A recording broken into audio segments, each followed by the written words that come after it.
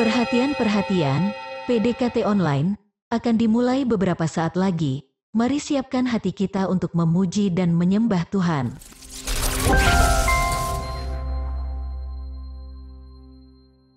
Shalom, Sobat DC Ministry yang dikasihi Tuhan Yesus. Puji syukur kepada Tuhan kalau kita bisa berjumpa kembali dalam PDKT Online hari ini dalam kondisi yang baik tanpa kekurangan sesuatu apapun. Hari ini saya rindu untuk kembali membagikan sharing yang bisa dikatakan masih berhubungan dengan sharing kita di minggu yang lalu, di mana saya akan bahas bahwa jika kita ingin diberkati, maka rahasia yang utama dan terutama itu adalah hanya dengan mengandalkan Tuhan. Tentu kita sudah sering mendengar ayat firman Tuhan di dalam Yeremia 17 ayatnya yang ke-7 yang berkata, "Diberkatilah orang yang mengandalkan Tuhan, yang menaruh harapannya kepada Tuhan." Nah, pada kesempatan kali ini kita akan belajar dari Yosua di saat dia mendapatkan perintah dari Tuhan untuk merebut tanah Kanaan, di mana ini adalah tugas pertama yang diberikan Tuhan kepadanya setelah hamba Tuhan yaitu Musa mati. Melalui cerita ini, saya akan bagikan kepada saudara 3 prinsip rahasia yang harus kita pegang jikalau hari-hari ke depan nanti kita mau berhasil dan juga diberkati Tuhan. Namun, seperti biasanya, sebelum kita lanjutkan sharing hari ini, mari kita terlebih dahulu bersatu di dalam doa. Tuhan Yesus yang baik, terima kasih buat kasih dan anugerah-Mu yang selalu baru bagi kami. Sebentar kami akan kembali mendengarkan sharing firman yang dibawakan oleh hamba-Mu. Berfirmanlah Engkau ya Tuhan, berikanlah kepada kami pengajarnya hidup, biar dari hari ke hari hidup setiap kami boleh senantiasa semakin berkenan bagi Engkau. Sembunyikan hamba di balik salib-Mu, dalam nama Tuhan Yesus, mari kita yang berdoa dan percaya sama-sama kita katakan, Amin. Shalom, menyapa kembali Bapak Ibu, Saudara-saudariku, Sobat DC Ministry dimanapun berada. Sharing hari ini saya beri judul 3 prinsip rahasia hidup yang diberkati. Ternyata yang namanya berhasil itu selalu dimulai dari setia di dalam perkara-perkara yang kecil, maka selanjutnya Tuhan akan memberikan kepada kita tanggung jawab yang lebih besar. Hidup masing-masing kita ini merupakan kepercayaan yang daripada Tuhan. Jadi kalau kita itu mau diberkati, maka rahasia yang pertama adalah dengan mengarahkan pandangan kita kepada Tuhan Yesus. Baru setelah itu kita mengurus apa yang perlu. Karena hidup ini singkat, saudaraku. Jadi janganlah kita itu sibuknya mengurusi apa yang bukan jadi urusan kita. Nanti kalau semuanya kita pikirin, jangan-jangan di hidup yang kekal nanti, kita hanya gigit jari karena tidak menghasilkan apa-apa. Tuhan pun juga tidak memanggil kita untuk melakukan segala perkara. Sekalipun ada orang-orang tertentu yang dipercaya banyak, seperti hamba yang dipercaya 5 talenta itu. Tetapi kan tetap saja, semuanya itu dimulai dengan mengelolanya satu persatu, step by step, alias selangkah demi selangkah. Dan hari ini kita akan sama-sama belajar dari kisah Yosua saat ia mendapatkan tugas pertama daripada Tuhan untuk merebut tanah Kanaan. Agar dari kita, di tahun-tahun ke depan nanti bisa berhasil di dalam setiap apa yang kita kerjakan. Mari kita buka bersama Alkitab kita dari Yosua pasal yang pertama, ayatnya ke-1 sampai dengan 8. Kita mulai baca dari ayatnya yang pertama, demikian firman Tuhan. Sesudah Musa, hamba Tuhan itu mati, berfirmanlah Tuhan kepada Yosua bin Nun, abdi Musa itu demikian. Hambaku Musa telah mati, sebab itu bersiaplah sekarang, seberangilah sungai Yordan ini, engkau dan seluruh bangsa ini, menuju negeri yang akan kuberikan kepada mereka, kepada orang Israel itu. Nah, tadi dikatakan, berfirmanlah Tuhan, hambaku Musa telah mati. Tentunya Yosua sudah pasti tahu dong kalau Musa itu sudah mati. Kan Yosua sendiri yang pada kala itu memimpin acara perkabungannya. Lalu kenapa ya kok Tuhan lagi-lagi di dalam firman-Nya mengatakan hal yang seolah-olah Yosua itu belum mengetahuinya? Tuhan pada kala itu hendak berbicara kepada Yosua demikian karena Tuhan tahu bahwa ternyata di dalam hati Yosua masihlah sangat bergantung kepada Musa. Tuhan melihat hati Yosua yang berkata, aduh, seandainya saja Musa sekarang masih ada, kan enak ya. Secara manusia, apa yang Yosua rasakan hari itu mungkin tergolong wajar dan juga lumrah.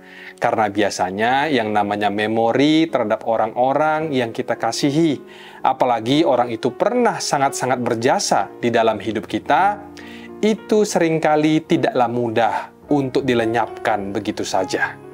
Tetapi di sini Tuhan hendak mengingatkan Yosua bahwa Musa telah mati. Tuhan ingatkan Yosua agar dia jangan lagi bergantung kepada Musa. Karena kalau tidak demikian, nanti Yosua jadi tidak bisa konsentrasi sama tugas yang ada di depan. Tuhan seakan berkata, Yosua, kalau kamu terus fokus sama orangnya, meskipun orangnya itu dari Tuhan, maka kamu akan gagal total. Tuhan ingatkan Yosua sekali lagi, hambaku Musa telah mati. Yosua, ayo sekarang kamu harus fokus kepada tugasmu, kata Tuhan. Prinsip nomor 1 yang harus kita selalu pegang erat di dada, baik itu di dalam segala perkara, apapun, dimanapun, dengan siapapun, dan kapanpun juga, maka fokus yang utama itu harus kepada Tuhan, jangan pada manusianya. Karena kalau fokusnya kita itu kepada manusia ataupun orang, nanti-nanti kita bisa bangga, tapi kita bisa juga kecewa, malah kepahitan. Tetapi orang yang fokus utamanya itu kepada Tuhan, niscaya orang tersebut tidak akan pernah depresi, kecewa, ataupun kepahitan karena hatinya aman dan tenang dekat Allah. Dan pastinya akan kebal terhadap tekanan karena orang tersebut tahu, jika Allah ada di pihaknya, siapakah yang dapat melawan? Mungkin saja orang yang demikian tetap bisa mengalami stres, tetapi tidak akan sampai tergeletak sebab ketika kita fokus kepada Tuhan, kita akan melihat titik terang karena Tuhan itu adalah terang. Katakan amin. Lalu di ayat yang berikutnya, di ayat yang ketiga dikatakan, setiap tempat yang akan diinjak oleh telapak kakimu, kuberikan kepadamu seperti yang telah kujanjikan kepada Musa. Hei Yosua, kata Tuhan, setiap tempat yang kau injak, kuberikan kepadamu. Di sini Tuhan mau agar Yosua itu hatinya terpaut kepada janji Tuhan, bukan melihat kepada rintangan yang akan dihadapi. Karena kebiasaan orang, kalau dia sudah panik, pasti akan selalu mempertimbangkan bahayanya. Atau kalau orang sudah takut, maka akan selalu melihat yang negatifnya. Tetapi ketika Tuhan dalam tanda kutip mematikan Musa di hati Yosua, maka di saat itulah Yosua langsung melihat kepada janji Allah. Lalu setelah itu barulah Tuhan menambahkan dan menyelipkan Musa di kalimat yang berikutnya. Tuhan berkata, seperti yang telah kujanjikan kepada Musa. Tuhan tidaklah sungguh-sungguh mematikan figur Musa karena Musa adalah hambanya yang berkenan. Makanya di sini ditambahkan seperti yang telah Tuhan janjikan kepada Musa. Tetapi kalau sekarang perspektif Yosua itu sudah berbeda karena dia sudah bisa fokus kepada Tuhan terlebih dahulu. Jadi waktu sekarang dia ingat Musa, dia sudah melihat dengan perspektif atau cara pandang Allah melihat. Ketika kita bisa menaruh Tuhan di atas segala sesuatu, maka siapapun orang yang Tuhan taruh dalam hidup kita akan menjadi nilai tambah. Termasuk juga orang-orang yang buruk sekalipun. Itu bisa menjadi berkat buat kita kalau kita meresponinya sesuai dengan yang Tuhan mau, yaitu dengan cara yang baik dan benar pula. Lalu setelah Tuhan berkata, setiap tempat yang kau injak Yosua akan kuberikan kepadamu. Di ayat selanjutnya, Tuhan kemudian mulai membuka peta. Petanya Tuhan bagi Yosua yang ada di ayat 4 dikatakan, dari padang gurun dan gunung Libanon, yang di sebelah sana itu, sampai ke sungai besar, yakni sungai Efrat, seluruh tanah orang Het, sampai ke laut besar di sebelah matahari terbenam, semuanya itu akan menjadi daerahmu. Sekilas kalau kita baca ayat ini, sama sekali mungkin tidak menarik, karena ini adalah peta Tuhan untuk Yosua. Tetapi ayat ini ditulis punya tujuan untuk menunjukkan kepada kita bahwa jalan kehidupan tiap-tiap orang itu adalah unik.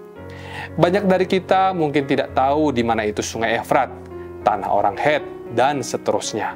Tetapi waktu si Yosua ini mendengar hal ini, tentu saja dia paham betul apa kata Tuhan, karena sehari-hari perjalanannya berada di sekitar itu.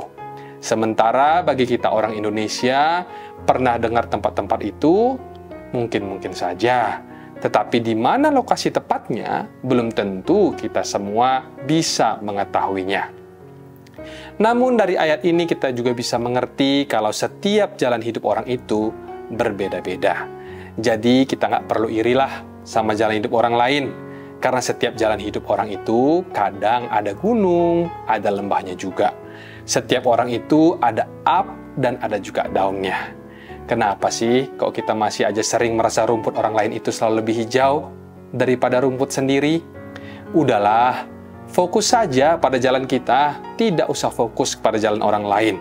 Urusi yang menjadi urusan kita sendiri, janganlah sibuk mengurusi apa yang bukan jadi urusanmu. Itu dia prinsip yang kedua. Kalau kita fokusnya pada orang lain, nanti lama-lama bisa jadi kita akan menjadi sombong ketika lebih berhasil ataupun lebih beruntung daripada orang tersebut. Atau sebaliknya, kitanya nanti yang menjadi minder kalau orang lain itu lebih berhasil daripada kita. Setiap orang itu punya yang namanya talentanya sendiri-sendiri. Ingat cerita Alkitab perumpamaan tentang talenta? Di situ diceritakan bagaimana hamba yang menerima 2 talenta, dia tidak iri sama yang menerima 5 talenta. Bahkan hamba yang menerima 1 pun, dia juga nggak iri. Hanya saja dia memang tidak mengelolanya. Tetapi kalau kita melihat lagi dari cerita itu, hamba yang dikasih 1 talenta itu tidak mencibir yang 5. Dan yang 5 pun juga tidak merendahkan. Jadi fokuslah pada jalan hidup kita sendiri, saudaraku. Jangan fokus kepada jalan hidup orang lain. Kalaupun misalkan kita memang mau ikut mengurusi orang lain, pastikan kita itu melakukannya karena kita terbeban dan di dalam spirit yang baik dan juga benar. Bukanlah dengan tujuan untuk mendapatkan keuntungan pribadi ataupun karena ambisi. Kalau kita memang mau mengurusi orang lain dengan catatan, kalau orang itu pun mengizinkan, maka lakukanlah itu demi pelayanan. Sebab Tuhan sudah punya lembah, gunung, dan laut di dalam hidup setiap kita masing-masing pribadi lepas pribadi. Bahkan matahari terbenammu pun ada, matahari terbitmu pun juga ada. Jadi kalau sedang terbenam janganlah marah, karena besok akan terbit, dan kalau lagi terbit, janganlah terlalu percaya diri. Karena setiap orang punya yang namanya hari-hari gelap, di mana matahari pasti sekali-kali juga akan tenggelam atas kita. Tetaplah fokus kepada jalan sendiri, karena di dalam Kristus, jalan setiap kita itu menuju kepada upah yang kekal selama-lamanya. Pastikan dirimu hafal semua jalan-jalanmu, dan pastikan juga dirimu belajar dari kesalahan. Kalau dulu kita sempat salah jalan, maka segeralah bertobat dan jangan ulang kembali, atau jangan lagi tercebur ke dalam lubang kesalahan yang sama. Lalu kemudian selanjutnya di ayat kelima, Tuhan berjanji kepada Yosua, seorang pun tidak akan dapat bertahan menghadapi engkau seumur hidupmu. Seperti aku menyertai Musa, demikianlah aku akan menyertai engkau. Aku tidak akan membiarkan engkau dan tidak akan meninggalkan engkau. Tuhan berkata kepada Yosua, jikalau engkau fokus kepada Tuhanmu dan pada jalanmu, maka aku, kata Tuhan, akan berjalan bersama-sama dengan engkau. Sadarkah saudara kalau Tuhan kita itu rindu untuk berjalan beserta denganmu pribadi, pas pribadi? Baik itu dalam pekerjaan, pernikahan, studi, atau bahkan di saat kita itu sedang ada dalam pergumulan ataupun persoalan, Tuhan itu rindu menyertai kita. Hanya Tuhan yang bisa begitu. Makanya dia disebut sebagai Sang Maha Hadir. Sekalipun Tuhan itu satu, tapi hanya Dia yang bisa hadir di mana-mana untuk menyertai setiap kita pribadi lepas pribadi. Lalu ayat berikutnya di ayat 6 Tuhan berkata, kuatkan dan teguhkanlah hatimu, sebab engkaulah yang akan memimpin bangsa ini memiliki negeri yang kujanjikan dengan bersumpah kepada nenek moyang mereka untuk diberikan kepada mereka. Kuatkan dan teguhkanlah hatimu di ayat ini maksudnya, yang terpenting bagi Tuhan itu adalah komitmen dan bukanlah perasaan. Yang namanya perasaan itu boleh saja berubah-ubah ataupun merasa apa saja. Tetapi yang paling penting buat Tuhan adalah bagaimana kita mau memberikan 100% hati dan pikiran kita itu untuk melakukan segala sesuatu yang Tuhan telah suruh di dalam hidup kita, yaitu untuk melakukan segala sesuatu yang merupakan kehendaknya, atau segala sesuatu yang selama kita tahu itu adalah baik dan benar di mata Tuhan, maka bulatkanlah hatimu untuk melakukan itu dengan sebaik-baiknya. Lalu sisanya serahkan kepada Tuhan. Seperti quotes yang terkenal yang berkata, "Let's do our best and let God do the rest." Hanya kemudian di ayat 7 diulangi lagi, kuatkan dan teguhkanlah hatimu dengan sungguh-sungguh, bertindaklah hati-hati sesuai dengan seluruh hukum yang diperintahkan Tuhan kepadamu oleh hambaku Musa. Di sini maksudnya bicara tentang firman Tuhan. Tuhan bilang kepada Yosua, kalau ke depan nanti itu perjalananmu masih jauh. Karena itu kamu tidak bisa lepas daripada firman-Ku. Bergaullah dengan firman-Ku, kata Tuhan, karena firman itu adalah pelita bagi kaki dan terang bagi jalan-jalan kita. Nanti yang namanya hikmat, bahkan juga strategi itu akan ditambah-tambahkan kepadamu, tetapi firman janganlah pernah ditinggalkan, karena itulah yang kita butuhkan untuk menerangi setiap hati dan pikiran kita supaya bisa melihat setiap anak-anak tangga yang Tuhan telah persiapkan bagi kita untuk mencapai kemenangan demi kemenangan. Lalu di ayat 7c dikatakan, janganlah menyimpang ke kanan ataupun ke kiri, supaya engkau beruntung kemanapun engkau pergi. Itu artinya, kita mesti fokus kepada apa yang Tuhan suruh untuk kita lakukan pada hari ini. Sebagai contoh, ketika kita tadi pagi saat teduh sebelum beraktivitas, kita mendapatkan firman apa yang perlu untuk kita lakukan pada hari ini. Atau jikalau Tuhan memberikan kepada kita firman yang sifatnya itu jangka panjang, seperti visi kehidupan contohnya, maka janganlah kita terburu-buru untuk kecewa kalau hari ini kita melihat hasilnya belum sesuai dengan apa yang kita harapkan. Tetapi belajarlah untuk sabar dan terus menanti-nantikan Tuhan.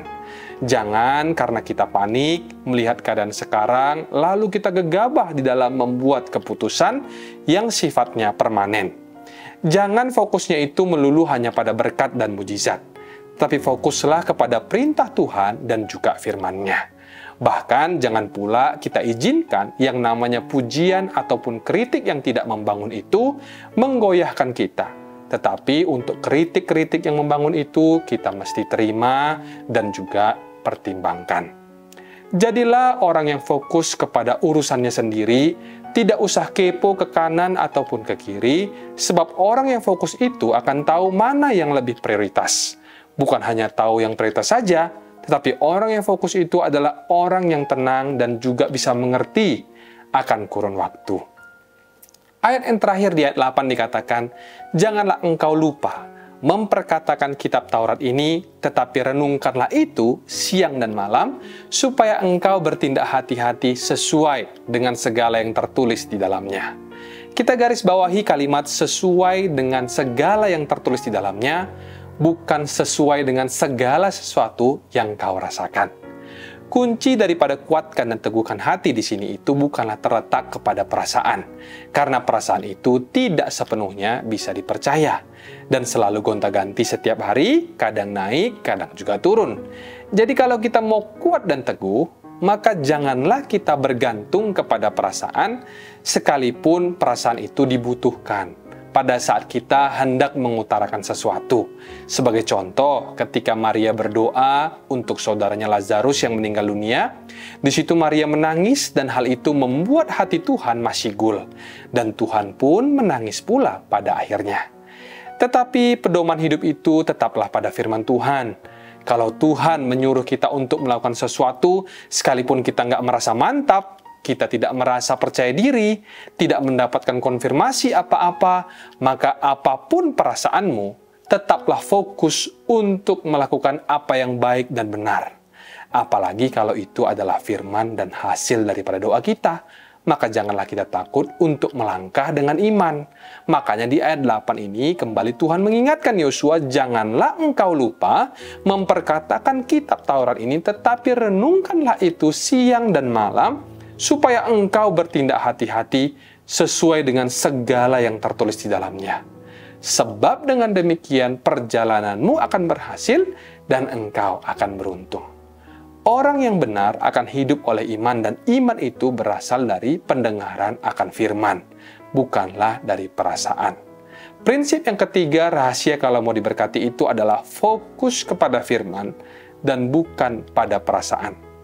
Firman Tuhan dalam Amsal 3 ayat 5 berkata, "Percayalah kepada Tuhan dengan segenap hatimu, dan janganlah bersandar kepada pengertianmu sendiri." Percaya kepada Tuhan dengan segenap hati, sekalipun ada keraguan di dalam hatimu. Tetaplah ngotot untuk percaya serta melangkahlah dengan iman. Di minggu yang lalu, kita juga sempat bahas iman tanpa perbuatan itu adalah mati. Bagaimana kita mau mengalami berkat Tuhan jika kita tidak mau melangkah? Berkat Tuhan itu dicurahkan saat kita mau percaya dan juga melangkah dengan iman. Setelah percaya, maka beranilah untuk melangkah. Sebab waktu di mana kita melangkahlah, nantinya disitulah kita akan melihat penyertaan Tuhan. Saya rangkum kembali ada 3 prinsip rahasia hidup yang diberkati. Yang pertama, arahkan fokusmu selalu kepada Tuhan, bukan pada manusia. Yang kedua, konsentrasilah pada jalan hidupmu. Jangan sibuknya itu untuk mengurusi apa yang bukan menjadi urusanmu alias orang lain. Yang ketiga, selalu renungkan firman Tuhan, jangan fokus kepada perasaanmu. Demikian sharing hari ini, saya berdoa biar ke depan ini setiap apapun yang kita kerjakan dibuat Tuhan berhasil. Mari kita bersatu di dalam doa. Tuhan Yesus yang baik, terima kasih buat firman hari ini yang boleh mengingatkan setiap kami untuk menempatkan Tuhan sebagai prioritas yang pertama dan yang utama di dalam hidup setiap kami. Sebab hanya dalam Tuhanlah masa depan kami sungguh ada dan harapan kami tidak akan pernah hilang. Kami percaya orang-orang yang selalu mengandalkan Engkau, hidupnya akan selalu diberkati dan apapun yang mereka perbuat, pasti akan Tuhan buat berhasil. Hari ini kami juga mau terus menopang dalam doa semua Sobat DC Ministry dimanapun mereka berada.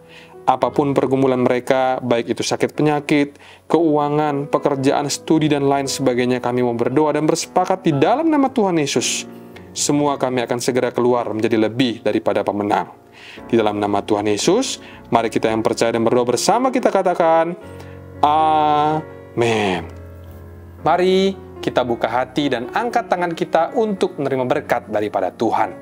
Terimalah kiranya berkat dari Allah Bapa, cinta kasih Tuhan Yesus Kristus, penyertaan Allah Roh Kudus akan menyertai hidupmu mulai hari ini, bahkan sampai kali yang kedua Tuhan Yesus datang menjemput kita, namamu tercatat di dalam kitab kehidupan. Di dalam nama Tuhan Yesus yang percaya dan berkati, katakan bersama, Amin, amin, amin. Tuhan Yesus memberkati, shalom dan sampai jumpa.